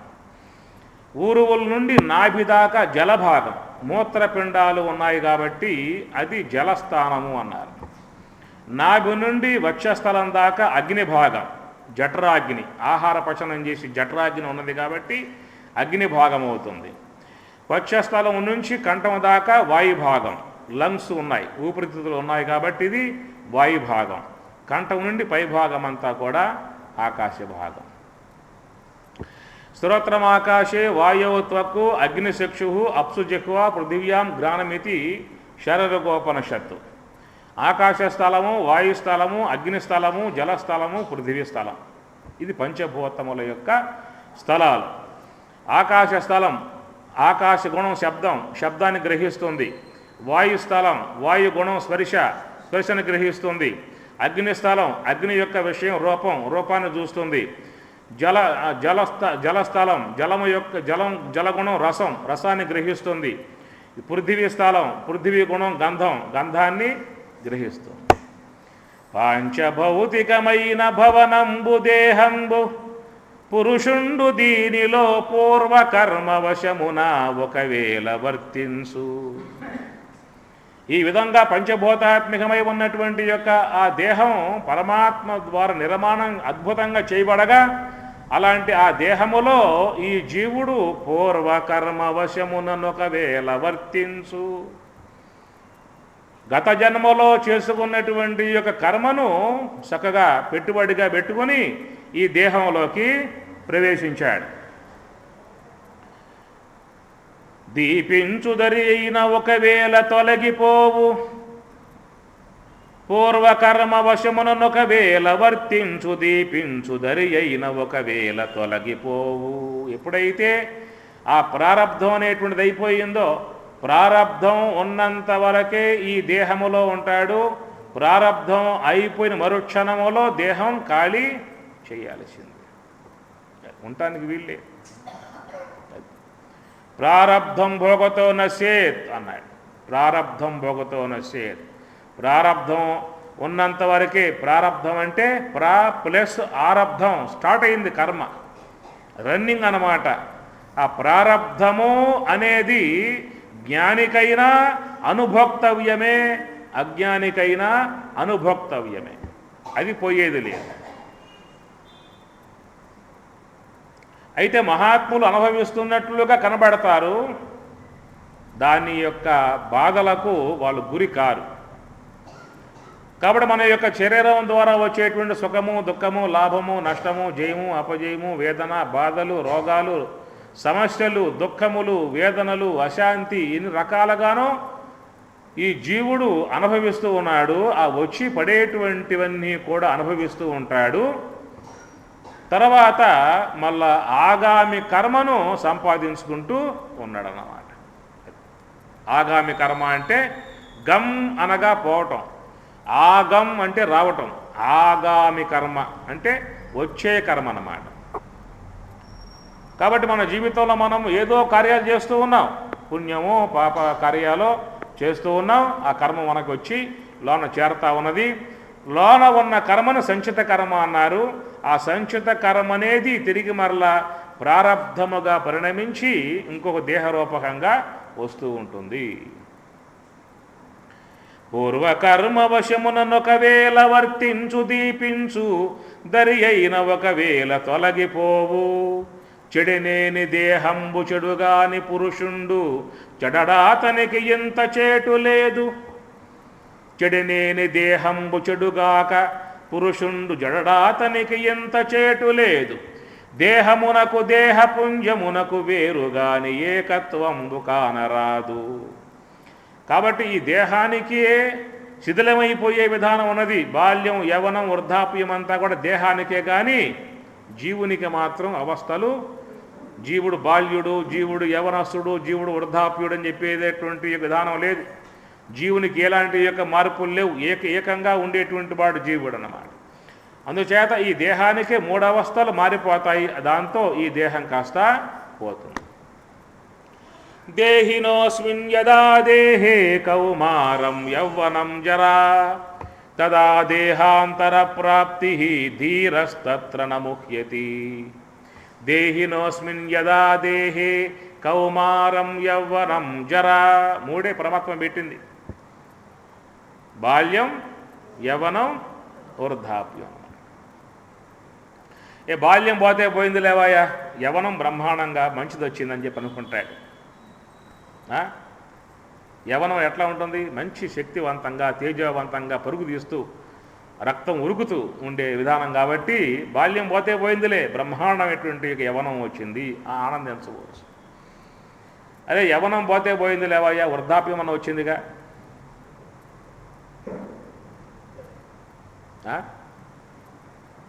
అనిపించటం వల్ల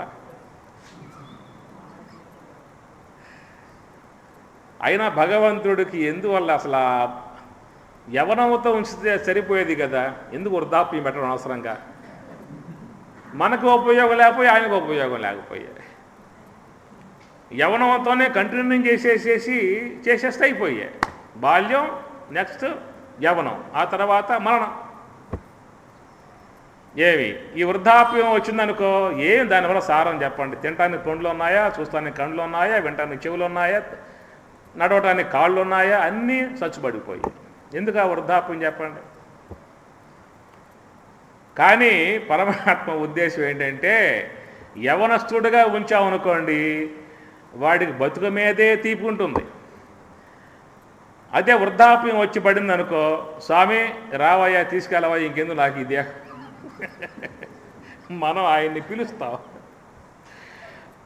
ఏవి బ్రతుకుపై విరక్తి కలిగి మృత్యుదేవతని రావయ్యా, నీకోసం కాసు కూసున్నాను, తీసుకెళ్ళవయ్యా అనే స్థాయికి వస్తాడన్నమాట.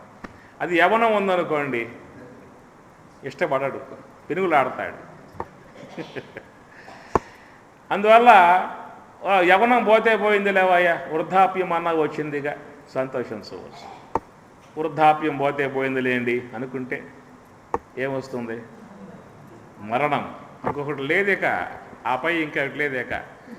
కాబట్టి బాల్యం పోతే యవనమన్నా వస్తుంది, యవనం పోతే వృద్ధాప్యం అన్నా వస్తుంది, వృద్ధాప్యం పోతే మరణం వస్తుంది. కాబట్టి మూడు కూడా దేహానికి అవస్థలే మారుతూ ఉంటాయి. చెడనేని దేహంబు చెడుగాని పురుషుండు చెడడా అతనికి ఎంత చేటు లేదు. దేహమునకు దేహపుంజమునకు వేరుగాని ఏకత్వంబు కానరాదు. కాబట్టి ఆ దేహములో ఉన్నటువంటి యొక్క దేహి, పురములో ఉన్నటువంటి యొక్క పురుషుడు, క్షేత్రములో ఉన్నటువంటి యొక్క క్షేత్రజ్ఞుడు, ఆయన ఈ దేహము కంటే వేరుగా ఉంటాడు. గత జన్మలో చేసుకున్నటువంటి యొక్క ఆ కర్మను, పుణ్యపాపాలని ఈ దేహము ద్వారా పుణ్యాన్ని సుఖరూపముగా, పాపాన్ని దుఃఖరూపకముగా, పుణ్యాన్ని సుఖరూపకంగా, పాపాన్ని దుఃఖరూపకంగా అనుభవించేసి దేహం సాలించి పోతూ ఉన్నాడు. ఆ పోయేవాడు ఖాళీగా పోతున్నాడా? మళ్ళా 90% మళ్ళీ ఆదా సంపాదించుకుని మళ్ళా ఆ మూట కట్టుకుని మళ్ళా పోతూ ఉన్నాడు. ఎవరో కూడా ఖాళీగా లేరు. ఖర్చు అయ్యేది 10%, మళ్ళీ సంపాదించుకునేది 90%. ఇప్పుడు వ్యాపారం పెట్టే లాభాలు ఉండద్దా? ఏమండి, ఇప్పుడు వ్యాపారం పెట్టామనుకో లాభం ఉండద్దా? అంతే. ఇది కూడా 10% పెట్టాము పెట్టుబడి, ఆ తర్వాత 90% దాంట్లో మళ్ళా సంపాదించుకుంటూ ఉన్నాం. ఆ సంపాదించి 90%లో 70% పాపము, 20% అందామా పుణ్యం. ఏది ఎక్కువ శాతం ఉంటుంది? చెడనేని దేహంబు చెడుగాని పురుషుండు చెడరా అతనికి ఎంత చేటు లేదు. దారువుల వెలుంగు దహనుని కైవడి గాయముల చెరించు గాలి భంగి నాల నీలమై నడుపు నభము చాట్పున వేరు తెలియవలయు దేహి దేహములకు. దారువుల వెలుంగు దహనుని కైవడి, ఏ విధంగా కట్టెలలో అగ్ని ఉన్నదో, ఎట్లయితే ఆ శరీరములలో గాలి ఉన్నదో, నాళం రంధ్రాలలో ఆకాశం ఉన్నదో విలక్షణముగా, అట్లాగా ఈ దేహములో కూడా జీవుడనేటువంటి అతడు విలక్షణముగా సంచారాన్ని చేస్తూ ఉన్నాడు. భూపాలకుడు నిద్రవోయడి నుండేని విలపింపనేటికి విరులారా. ఎవ్వడు భాషించునెవ్వడా కర్ణించు అటివాడెన్నడో అరిగినాడు. ప్రాణభూతుండైన పవనుడా కర్ణింప భాషింపనేరడు. ప్రాణిదేహములకు వేరైతాను ముఖ్యుడై ఇంద్రియవంతుడై జీవుండు వలను మెరయా. ప్రాభవమున పంచకేంద్రియ మనోలింగ దేహములను లీలగూడు. విడుచునన్యుడొకడు విభుడు దీనికి మీరు వగుల నేల పగల బొరల నేల. భూపాలకుడు నిద్రపోయడి నుండి విలపింప నేటికి విర్రులారా అన్నాడు. ఆ కాంతలంతా వచ్చి ఆ రాజు సుషినర్పదేశపు ఆ రాజు యుద్ధరంగంలో శత్రువుల చేత నిహితుడైపోయాడు, చనిపోయాడు. కాబట్టి ఆయన దేహం చుట్టూ మరి వాళ్ళు కూర్చొని దుఃఖిస్తూ ఉంటే అప్పుడు యమధర్మరాజు ఒక బ్రాహ్మణ బాలుడు యొక్క రూపంలో వచ్చి వాళ్లకు ఈ తత్వాన్ని బోధిస్తూ ఉన్నాడు. ఎవరు బోధించేది? యమధర్మరాజు. భూపాలకుడు నిద్రవోయడి నుండి విలపింపనేటికి వెర్రులారా. కాబట్టి ఈ లోకంలో ఒక ప్రాణి చనిపోతే దానికోసం ఏడ్చేటువంటి విధానం ఏ జీవుల్లో ఉంటుంది? ఇతర జీవుల్లో ఒకటి ఉంటుంది ఏమన్నా?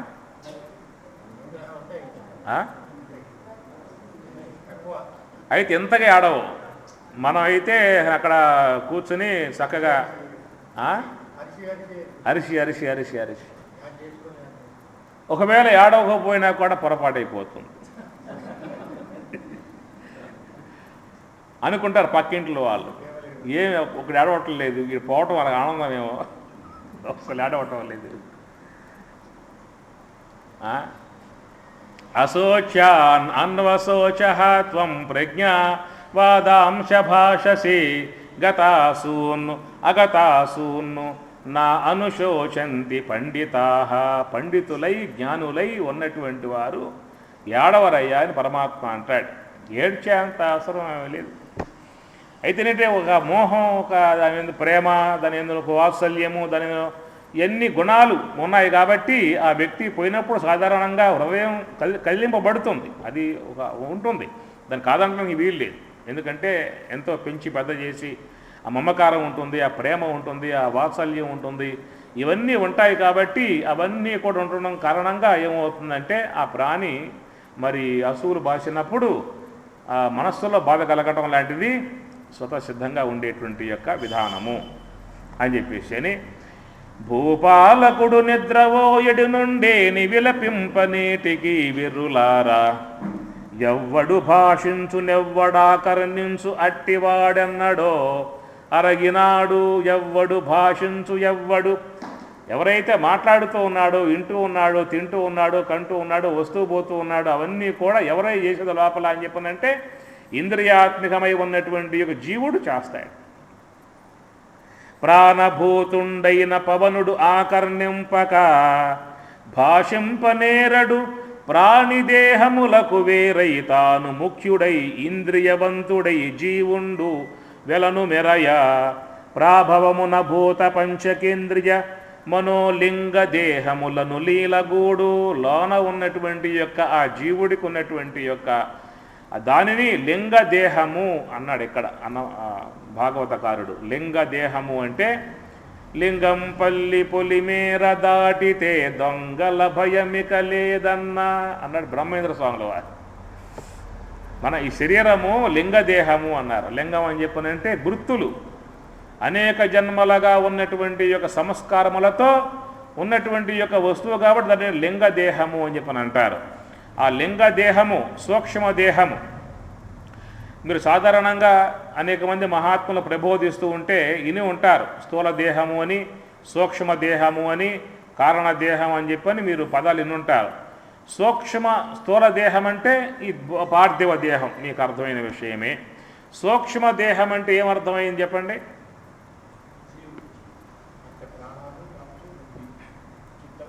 అది కాబట్టి సూక్ష్మదేహము అంటే జీవుడు కాదు, జీవుని యొక్క పరికరం. లోనున్నటువంటి యొక్క జీవ పదార్థం ఉన్నది అవిద్యోపాధికో జీవ అన్నారు. అనగా లోనున్నటువంటి యొక్క మూలా విద్య అంటారు, అజ్ఞానం అంటారు, తమస్సు అంటారు. ఆ మూలా విద్య ఆవరణంగా కలిగి ఉన్నటువంటి యొక్క చైతన్యాన్ని జీవుడు అంటారు. అట్టి ఆ జీవుడు ఈ ఇంద్రియాత్మికమై ఉన్నటువంటి యొక్క సూక్ష్మదేహాన్ని ధరించి వ్యవహరిస్తూ ఉంటాడు. కాబట్టి సూక్ష్మదేహము అని మీరు విన్నప్పుడు సూక్ష్మ దేహము అంటే నేత్రేంద్రియ గోచరం కాదు కాబట్టి సూక్ష్మ దేహం ఆ పదానికి అర్థం. స్థూల దేహం అంటే నేత్రేంద్రియ విషయం అవుతుంది కాబట్టి స్థూల దేహం, నేత్రేంద్రియ విషయం కాదు కాబట్టి అది సూక్ష్మ దేహం అన్నారు. కాబట్టి సూక్ష్మ దేహం అన్నప్పుడు ఏమిటయ్యా అంటే జ్ఞానేంద్రియములు, కర్మేంద్రియములు, అంతరేంద్రియములు అనగా వ్యాన ఉదాన సమాన ప్రాణవాయువులు, దశవద వాయువులు, జ్ఞానేంద్రియాలు, కర్మేంద్రియములు, అంతరేంద్రియములు ఇవన్నీ కూడా చేరి ఉన్నటువంటి యొక్క వస్తువునే సూక్ష్మదేహము అని చెప్పని అంటారు. గుర్తుపెట్టుకోండి. వింటున్నారా? ఇదంతా మన విషయమే, ఎవరి విషయం కాదు, మన విషయం. కాబట్టి సూక్ష్మదేహము అన్నప్పుడు ఇంద్రియాత్మికమై ఉన్నటువంటి యొక్క వస్తువును సూక్ష్మదేహంగా గ్రహించాల్సి ఉంటుంది. రెండవది ఏంటంటే అనేక జన్మల యొక్క సంస్కారములతో సంబంధం పడి ఉండేటువంటి యొక్క వస్తువు కూడా సూక్ష్మదేహమే. అనేక జన్మలుగా మనం సంపాదించుకుంటూ వచ్చేటువంటి యొక్క మన ప్రాపర్టీ, మన ఓన్ ఆస్తి దేంట్లో ఉందని చెప్పనంటే దేంట్లో పెట్టుకున్నాం? మన ఓన్ ప్రాపర్టీ అంటాం. మా ఓన్ ప్రాపర్టీ అంత మేము కష్టపడి సంపాదించుకున్నాం. ఏదయ్యా అంటే నీ సూక్ష్మదేహములో ఉన్నటువంటి ఆకరమున్నదే అది మన ప్రాపర్టీ. అది ఎవరికి కూడా ఇచ్చేది కాదు. ఒకవేళ ఇస్తాము అన్న ఎవడు పుచ్చుకోడు. ఏమి గోదానం చేస్తామని చెప్పి అన్నావు అనుకో, నాకు ఇవయ్యా అంటాడు. భూదానం చేస్తామంటే నాకు ఇస్తావా అంటాడు. బంగారం దానం చేస్తావా అని చెప్పనంటే బంగారు దానం చేస్తాను అని చెప్పనంటే నాకు ఇవయ్యా అంటాడు. పాపం దానం చేస్తానని చెప్పనంటే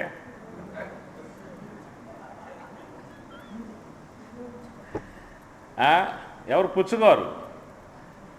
ఎందువల్ల అంటే వాళ్ళకి ఉంది బొయ్యలేనంత మూటలు వాళ్ళకే ఉన్నాయి.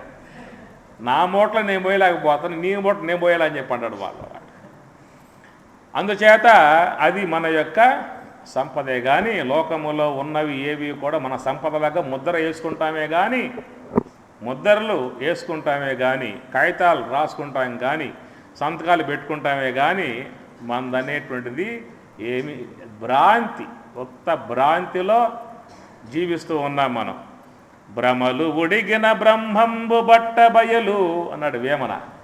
భ్రమలు ఉడిగిన బ్రహ్మంబు బట్ట బయలు. భ్రమలలో మునిగిపోయి భ్రాంతులలో కాలమంతా కూడా పోతా ఉంది. కాలం అంతా మనకి తెలియకుండానే పోతా ఉంది. మన దాని మీద ఎలాంటి బాధ కూడా లేదు. ఒకవేళ 1000 రూపాయల కాగితం జేబులో పెట్టుకున్నాం కనబడకపోయిందా అని చెప్పనంటే ఏం చేస్తాం? ఉపన్యాసానికే వచ్చావు, ఉపన్యాసం వింటూ ఉన్నావు, ఏదో అనాలోచితంగా జేబులో చేయిపోయింది, తగట్ల చేతికి 1000 రూపాయల నోటు పెట్టుకున్నానా? పెట్టుకున్నాను, అది మాత్రం గుర్తు బాగా ఉంది. మరి కనబట్టలేదు 1000 రూపాయల కాగితం. టక్ అంతే, ఉపన్యాసం మొత్తం ఎగిరిపోయిందేక పరుగు వెళ్ళిపోతా. 1000 రూపాయల కాగితం పోతే ఎంత తాపత్రయపడతామో, మన జీవితమే కొట్టుకుపోతూ ఉంది, మన కాలమే కొట్టుకుపోతున్నది, మన దేహమే కొట్టుకుపోతున్నది. ఏమన్నా తాపత్రయం మనకేమన్నా ఉందా? ఒకడు ఏం చేశాడంటే బాగా కష్టపడ్డాడు. ఎప్పటి నుంచో కోరిక వాడికి. 1,00,000 రూపాయలు బ్యాంకులో ఎస్బీ అకౌంట్ తీసి దాంట్లో జమ చేయాలి. వాడు తినక పైసా కూడబెట్టి ఒక లక్ష్యం నెరవేరాలి కదా. అట్లాగా 1,00,000 రూపాయలు చేశాడు. 1,00,000 రూపాయలు జమ చేసే ఉద్దేశం కలిగి మరి ఖాతా ఒక పూట 1,00,000 అయిపోయింది. ఆ ఎస్బీ స్టేట్ బ్యాంకు పోయాడు, ఎస్బీ అకౌంట్ ఓపెన్ చేశాడు, 1,00,000 రూపాయలు జమ చేశాడు. చేస్తే ఆ పూటే వాడికి పిలుపు వచ్చింది. ఎక్కడి నుంచి పిలుపు వచ్చింది? పైనుంచి పిలుపు వచ్చింది వాడి. ఆ పిలుపు వస్తే ఇక నా దానికి ఎలాంటి చెప్పే అవకాశాలు లేవు. వెళ్ళిపోవాల్సింది ఎవడన్నా కానీ కాక ఎంత వాళ్ళైనా నాకు కోట్ల ఆస్తులు ఉన్నాయి, నాకు ఇంత జనబలం ఉన్నది, పదవి బలం ఉంది అని చెప్పి అనడానికి వీలు లేదు. ఆ పిలుపు వచ్చిన తర్వాత వెళ్ళిపోవాల్సిందే. కాబట్టి వాడు పిలుపు రాగానే వెళ్ళిపోయాడు. వెళ్ళిపోయిన తర్వాత మరి పైలోకాలకు పోయాడు, పాపాలు చేశాడు కాబట్టి బాగా అక్కడ చితకబాది మళ్ళీ పంపిస్తే తిరిగి అదృష్టం ఏమిటో వాడికి అదే గ్రామంలో పుట్టాడు. ఎక్కడికో పోకుండా, ఏ కర్ణాటక బెంగళూరు పోకుండా అదే గ్రామంలో పుట్టాడు. పుట్టిన తర్వాత వానికి ఏమైందంటే యుక్త వయసు వచ్చిన తర్వాత పూర్వజన్మం జ్ఞాపకం వచ్చింది వాడికి. అందరికీ రాదు. వాడి అదృష్టం ఏమిటో పూర్వజన్మ జ్ఞాపకం వచ్చిందన్నమాట. అతడు పూర్వజన్మలో ఏం చేశాడు? ఎంతో కష్టపడి 1,00,000 రూపాయలు కూడబెట్టి కదా బ్యాంకులో జమ చేసింది. ఆహా, అది జ్ఞాపకం రాగానే ఆ 1,00,000 తీసుకుంటే బ్రహ్మాండంగా మనం కనుక వ్యాపారం పెట్టుకొచ్చే ఉద్దేశంతో నేరుగా స్టేట్ బ్యాంకుకు పోయాడు. స్టేట్ బ్యాంకుకు పోయి కలిశాడు మేనేజర్ గారిని. మేనేజర్ గారు, మరి మీ బ్యాంకులో నేను ఖాతా ఓపెన్ చేయడం జరిగింది, 1,00,000 రూపాయలు పెట్టాను, జమ చేశా అని చెప్పి అన్నాడు. ఎప్పుడు చేశావురా?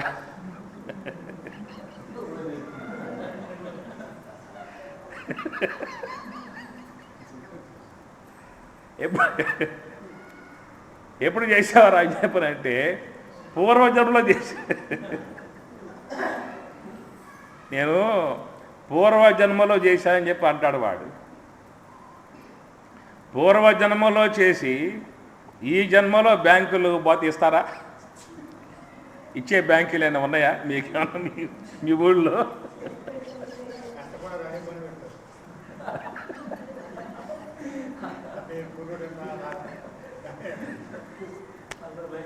నువ్వు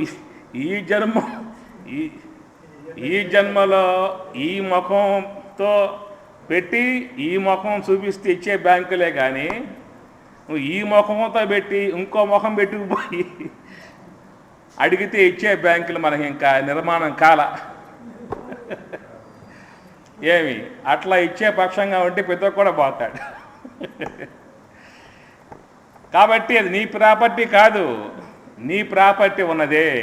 నువ్వు ఏ జన్మలోకి పోయినా ఏ దేహంలోకి పోయినా నువ్వు ఆ డబ్బు ఖర్చు పెట్టుకోవచ్చు, తీసుకోవచ్చు. ఏదది?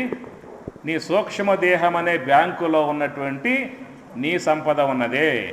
అది నువ్వు ఏ జన్మలోకి పోయినా ఏ దేహంలోకి పోయినా నువ్వు ఆ కర్మని, ఆ ధనాన్ని ఖర్చు పెట్టుకోవచ్చు.